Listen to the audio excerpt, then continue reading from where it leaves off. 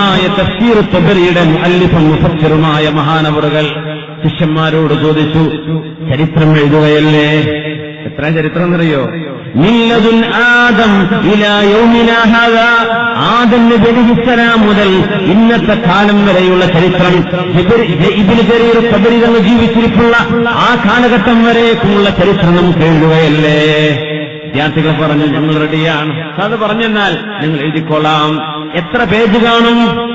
മഹാന്മാർ പറഞ്ഞു, 30,000 പേജുകളിൽ.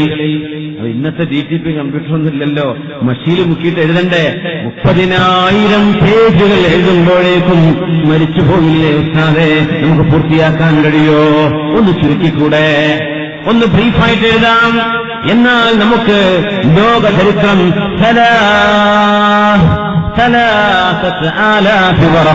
3000 പേജുകളിൽ നമുക്ക് എഴുതാം. 30,000 കഴിയൂലേ? എന്നാ 3000 എഴുതാം. അത് റെഡിയാണ്. അങ്ങനെ 3000 പേജുകളിൽ ലോക ചരിത്രം എഴുതി മഹാനായ മുഹമ്മദ് ബിൻ ജരീർ അത്ത്-തബരി റളിയല്ലാഹു അൻഹു. അതല്ല വിഷയം. അത് കഴിഞ്ഞു 30,000 നിന്ന് 3000 ബ്രീഫ് ചെയ്ത് ചരിത്രം എഴുതി. പിന്നെ ചോദിച്ചു, നമുക്ക് വിശുദ്ധ ഖുർആനിന്റെ തഫ്സീർ എഴുതിയാലോ? റെഡിയാണോ? നമ്മുടെ കുട്ടികളൊക്കെ ഒരു പേജ് എഴുതുമ്പോഴേക്കും കൈ വഴഞ്ഞു, ടീച്ചറെ ഇനി വെല്ലടിക്കാനായോ, വിട്ടു പോവാനായോ? മടിയന്മാരാണ് അല്ലെ അധിക പേരും. 30,000 കൂടുതലല്ലേ? അന്നത്തെ ഒന്ന് ആലോചിക്കണം. മഷി കുത്തി 2 അക്ഷരത്തിൽ എഴുതാൻ പറ്റൂ, പിന്നെ വീണ്ടും മഷി കുത്തണം പേനയിൽ. അങ്ങനത്തെ അന്നത്തെ കാലം. 3000 എഴുതിയപ്പോൾ മഹാനവർ പറഞ്ഞു, അല്ലാഹുവിന്റെ കലാം നമുക്കൊന്ന് വ്യാഖ്യാനിച്ചുകൂടെ? നമുക്കൊന്ന് തഫ്സീർ എഴുതിക്കൂടെ? ഖുർആനിന്റെ വ്യാഖ്യാനം എഴുതാം. അപ്പൊ കുട്ടികൾ ചോദിച്ചു, ഉസ്താദേ എത്ര പേജ് കാണും? 30,000 പേജുകളിൽ. അല്ലാഹ്, കൂടുതലാണ് ഉസ്താദേ, ഒന്ന് ചുരുക്കുക, അല്പം ഡിസ്കൗണ്ട് വേണം. എന്നാ 3000 റെഡിയാണോ? റെഡി. 3000 റെഡിയാണ്. അങ്ങനെയാണ് 3000 പേജുകളിൽ വിശുദ്ധ ഖുർആനിന്റെ തഫ്സീർ എഴുതിയത് മഹാനായ മുഹമ്മദ് ബിൻ ജരീർ അത്ത്-തബരി തങ്ങൾ. എന്നിട്ട് തന്റെ വിദ്യാർത്ഥികളോട് മഹാനവറുകൾ പറഞ്ഞു, മനോധൈര്യവും മനക്കരുത്തുമൊക്കെ മരിച്ചുപോയല്ലോ.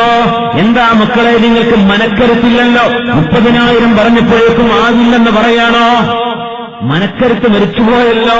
3000 എഴുതിയവരെ വേറൊരു 3000 എഴുതി 6000 പേജുകളിൽ തഫ്സീറും ലോക ചരിത്രവും എഴുതിയതിന്റെ ശേഷം മഹാനവറുകൾ പറഞ്ഞു, മക്കളെ നിങ്ങൾക്കൊന്നും മനോധൈര്യമില്ലല്ലോ, മനക്കരുത്തില്ലല്ലോ. സുബ്ഹാനല്ലാഹ്. നമ്മളൊക്കെ എന്താ ചെയ്യണേ? ഭക്ഷണം കഴിക്കുന്നുണ്ട്, കിടന്നുറങ്ങുന്നുണ്ട്, എഴുന്നേറ്റ് ഓടുന്നുണ്ട്, കല്യാണം, സൽക്കാരം, കുടിയിരിക്കല്, കുട്ടിന്റെ മുടിയളച്ചില്, വള്ള കാണല്, എന്തൊക്കെയോ പരിപാടികളല്ലേ? എങ്ങനെ ഭക്ഷണം കഴിച്ച് നടക്കുന്ന വേറെ ഒരു പരിപാടി കാര്യമായിട്ട് തല കൊടുക്കണ ഏർപ്പാടൊന്നും ഇല്ലാന്ന് എനിക്ക് തോന്നുന്നത് അല്ലേ? അങ്ങനെയായിട്ട് നിങ്ങൾ എന്താ തല കൊടുത്ത് ചിന്തിക്കുന്നത്? ഒരു പുസ്തകം വായിച്ചപ്പോൾ നിങ്ങൾ അപ്പൊ ഉറങ്ങുന്ന, അപ്പൊ ഉറക്കം വരാൻ ഉറക്കുകൂളിയല്ല വേണ്ടത്, പുസ്തകം കൊടുത്താൽ മതി, അത് വായിച്ചാൽ അപ്പൊ ഉറങ്ങൂലേ? അപ്പൊ എന്താ നമ്മുടെയൊക്കെ വിദ്യാഭ്യാസത്തിന്റെ നിലവാരം എന്താണ്? നമ്മുടെ വായനാശീലം എവിടെയാണ്? മഹാനായ അബുൽ വഫാ ഇബ്നു അഖീൽ റഹ്മത്തുള്ളാഹി അലൈഹി കിതാബുൽ ഫുനൂൻ എന്ന് പറഞ്ഞ ലോകപ്രസിദ്ധമായ ഗ്രന്ഥം എഴുതിയത്. കിതാബുൽ ഫുനൂൻ എത്രയെന്നറിയോ?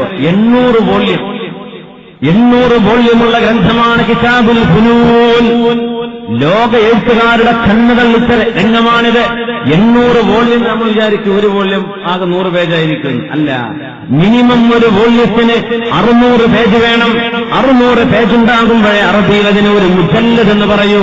അങ്ങനെ 800 വോള്യങ്ങളിൽ ഗ്രന്ഥം ഒരൊറ്റ കിതാബ് മാത്രം കിതാബുൽ ഫുനൂൻ എഴുതിയ മഹാനായ ഇബ്നു അഖീൽ അബുൽ വഫാ റഹ്മത്തുള്ളാഹി അലൈഹി. ആലോചിച്ചാൽ നമ്മൾ എന്താ ഒന്നും ചെയ്തിട്ടില്ല. യൗവനകാലമാണ് ഇതിനൊക്കെ അവർ ചെലവഴിച്ചത്. ഇമാമുന സഹീഹുൽ ബുഖാരിയുടെ മഹാനായ ഇമാമുന മുഹമ്മദ് ബിൻ ഇസ്മാഈൽ ബുഖാരി റഹ്മത്തുള്ളാഹി അലൈഹി. ബുഖാരി ഇമാം 16 വർഷം എടുത്തിട്ടാണ് സഹീഹുൽ ബുഖാരി ഉണ്ടാക്കിയത്. 16 കൊല്ലത്തെ അധ്വാനം. 17ാമത്തെ വയസ്സിലാണ് തുടങ്ങുന്നത് ഹദീസിന്റെ ക്രോഡീകരണം. അങ്ങനെ 17 കൊല്ലം എടുത്ത അധ്വാനമാണ് നമ്മൾ സഹീഹുൽ ബുഖാരിയിൽ ഹദീസ് എടുത്തിട്ട് ബുഖാരിയിലുണ്ട്, മുസ്ലിമിലുണ്ട് എന്നൊക്കെ നമ്മൾ പറയുന്ന ഹദീസിന്റെ ഗ്രന്ഥങ്ങൾ എഴുതിയ മഹാന്മാർ ഇമാമുന ബുഖാരി തങ്ങൾ. 5 വയസ്സുള്ളപ്പോ ഇമാമുന ബുഖാരി തങ്ങളുടെ കണ്ണിന്റെ കാഴ്ച നഷ്ടപ്പെട്ടു പോയിരുന്നു. കണ്ണിന്റെ കാഴ്ച പോയി. നല്ല കുട്ടിയായിരുന്നു. 5 വയസ്സായപ്പോ കണ്ണിന്റെ കാഴ്ച പോയി. സ്വന്തം പ്രിയപ്പെട്ട ഉമ്മയാണ് ദുആ ചെയ്തത്, അല്ലാഹുവേ അല്ലാഹുവേ എന്റെ കുഞ്ഞിനെ ഞാൻ നിനക്ക് തരാൻ തീരുമാനിച്ചു റബ്ബേ, എന്റെ കുഞ്ഞിന് കാഴ്ച കൊടുക്കണം, എന്റെ കുഞ്ഞിനെ പഠിപ്പിച്ച് വലിയൊരു ആലിമാക്കണം, എന്റെ കുഞ്ഞ് വളർന്നു വലുതായി വലിയൊരു പണ്ഡിതനായി വരണം റബ്ബേ, എന്റെ കുഞ്ഞിന്റെ കണ്ണിന്റെ കാഴ്ച നീ കൊടുക്കണമേ എന്ന് കണ്ണിന്റെ കാഴ്ച നഷ്ടപ്പെട്ടതിന് ശേഷം തിരിച്ചു കിട്ടിയ മഹാനായ ഇമാമുന ബുഖാരി തങ്ങൾ. ഒരു ഉമ്മയുടെ പ്രാർത്ഥനയ്ക്ക് ഉത്തരമുണ്ട് എന്നല്ലാഹു നമുക്ക് കാണിച്ചു തന്ന അനുഭവമാണ് ബുഖാരി ഇമാമിന്റേത്. കാഴ്ച പോയി, ഉമ്മയുടെ ദുആയാണ്. ഉമ്മ ദുആയിരുന്നു, അല്ലാഹു കൊടുത്തു. അങ്ങനെയാണ് ഉമ്മയുടെ പ്രാർത്ഥനയ്ക്ക് ഉത്തരമുണ്ട്, ഉപ്പായുടെ പ്രാർത്ഥനയ്ക്ക് ഉത്തരമുണ്ടല്ലോ.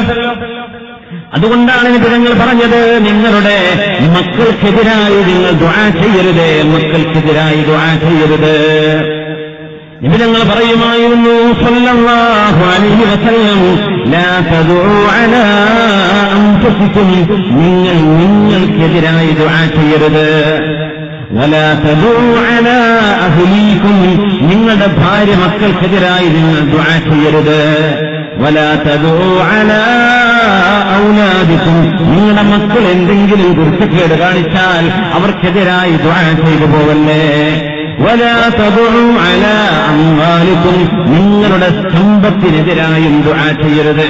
നിങ്ങളുടെ സമ്പത്തിനെതിരായി, വീടിനെതിരായിട്ട് വാഹനം ബ്രേക്ക് ഡൗൺ ആയി, മൊബൈൽ വർക്ക് ചെയ്യുന്നില്ല, ലക്ഷണം കെട്ട മൊബൈൽ, അങ്ങനെയൊന്നും പറയാൻ പാടില്ല. എന്ത് ചെയ്യാ? നിങ്ങളുടെ സമ്പത്തിനെതിരായി ദുആ ചെയ്യരുത്. ഞങ്ങൾ പറയുമായിരുന്നു നിങ്ങളുടെ വാഹനങ്ങൾക്കെതിരെ, അന്നത്തെ മൃഗങ്ങൾ അങ്ങനെയാ, മൃഗങ്ങൾ വാഹനങ്ങളാണെന്ന്, വാഹനങ്ങൾക്കെതിരായും ദുആ ചെയ്യരുത്. ലിഅല്ലാ തുവാഫിഖൂ മിനല്ലാഹി സാഅ ലാ യുസ്അലു ഫീഹാ അതാഅൻ ഇല്ലാ അജാബ്. ചില നേരങ്ങളിൽ അല്ലാഹുവിനോട് എന്ത് ചോദിക്കുന്നുവോ അത് അല്ലാഹു കൊടുത്തിരിക്കും. ഒരുപക്ഷേ നിങ്ങൾ ഈ പ്രാർത്ഥിക്കുന്ന സമയം നിങ്ങളുടെ മക്കൾ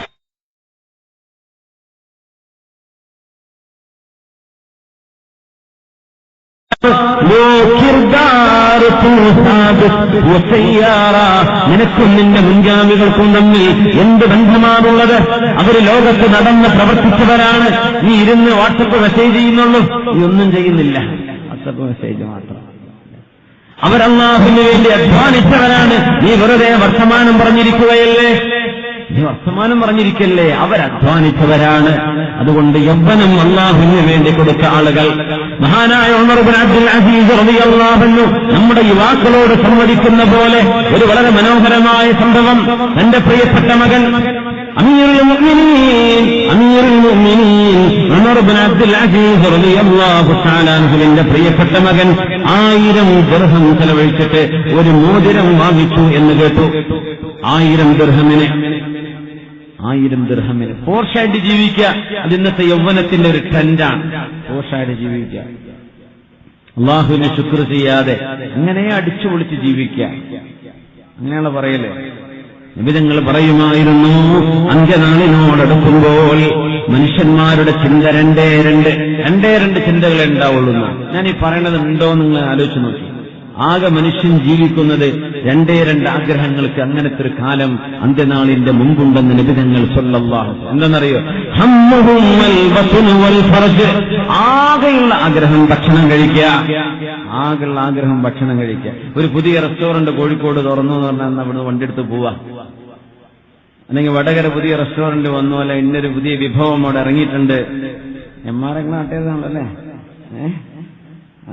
എന്നാലും MR പോയിട്ട് നല്ലൊരു ഫുഡൊക്കെ അടിച്ചിട്ട് വരാം.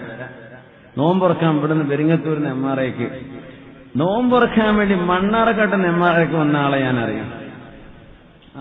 ഹോട്ടലിൽ പറഞ്ഞിട്ടുണ്ടാവില്ല, ആ ഹോട്ടലുകാരല്ല ആരൊക്കെ വന്നു ഈ കഴിഞ്ഞ റമദാനിൽ നോമ്പുറക്കാൻ വേണ്ടിയിട്ട് ഷൊർണൂരപ്പുറത്ത് വണ്ടി എടുത്ത് വന്നു MR പോയിട്ട് നോമ്പുറക്കാൻ. സുബ്ഹാനല്ലാഹ്, കുഴപ്പമൊന്നുമില്ല, നോമ്പുറക്കാൻ, നോമ്പുവച്ചവരാണ്. പക്ഷെ ആഗ്രഹം വെറും ഭക്ഷണം കഴിക്കുക, വൽ ഫർജു ഭോഗിക്കുക, ഭക്ഷിക്കുക, ഇത് രണ്ടും ചിന്തകൾ മനുഷ്യനെ പിരിമുറുക്കുന്ന കാലം അന്ത്യനാളിന്റെ മുമ്പിലുണ്ടെന്ന് മഹാനായ റസൂലുള്ളാഹി. ആകെ ആഗ്രഹം ഭക്ഷണം കഴിക്കുക, അങ്ങനെ ഭക്ഷണം വേറൊന്നുമില്ല. പിന്നെ പെണ്ണുങ്ങളുടെ പിന്നാലെ നടക്കുക. ഇത് രണ്ടുമല്ലാതെ മറ്റൊന്നും ചിന്ത വരാത്തൊരു കാലം, പേടിക്കേണ്ട കാലമാണെന്ന് റസൂലുള്ളാഹി. അള്ളാഹുവിനെ പറ്റിയുള്ള ചിന്തകളല്ലല്ലോ കാണാൻ.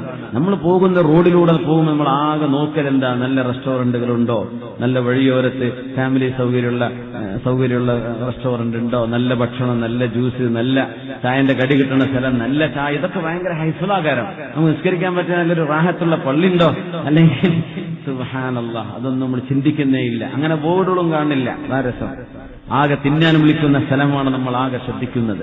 ഹമ്മുഹും അൽ ഫർജു വൽ ബത്ൻ, ഭോഗിക്കലും ഭക്ഷിക്കലും മാത്രം ചിന്തയായി നടക്കുന്ന കാലം. അമീറുൽ മുഅ്മിനീൻ ഉമർ ഇബ്നു അബ്ദുൽ അസീസ് റളിയല്ലാഹു അൻഹുവിന്റെ മകൻ 1000 ദിർഹമിനൊരു മോതിരം വാങ്ങിച്ചപ്പോഴാണ് സ്വന്തം മോന് കത്തെഴുതിയിട്ട്, വിദൂരത്തുണ്ടായിരുന്ന മോന് കത്തെഴുതി, ബഹുമാനപ്പെട്ടവർ, മോനെ ലഖദ് ബലഗനി, എനിക്കറിയാൻ സാധിച്ചു, അന്നകസ്തറൈത ഖാതമൻ ബി1000 ദിർഹം, 1000 ദിർഹമിന് ഒരു മോതിരം നീ വാങ്ങിച്ചു എന്ന് എനിക്കറിയാൻ കഴിഞ്ഞു. ഫഇൻ വസലക കിതാബി ഹാദാ, ഈ കത്ത് നിന്റെ കയ്യിലേക്ക് കിട്ടിക്കഴിഞ്ഞാൽ ഫബിഉഹു, നീ അത് വിൽക്കണം. വതസദ്ദഖ് അലാ കുല്ലി ജാഇൻ ബിദിർഹമിൻ, വിശക്കുന്ന ഓരോരുത്തർക്കും 1 ദിർഹം വീതം നീ സദഖ കൊടുക്കണം. 1000 പാവപ്പെട്ടവർക്ക് സദഖ ചെയ്ത് നിന്റെ 1000 ദിർഹം നീ എന്ത് ചെയ്യണം, അല്ലാഹുവിന് വേണ്ടി പാവപ്പെട്ടവർക്ക് കൊടുത്തേക്കണം.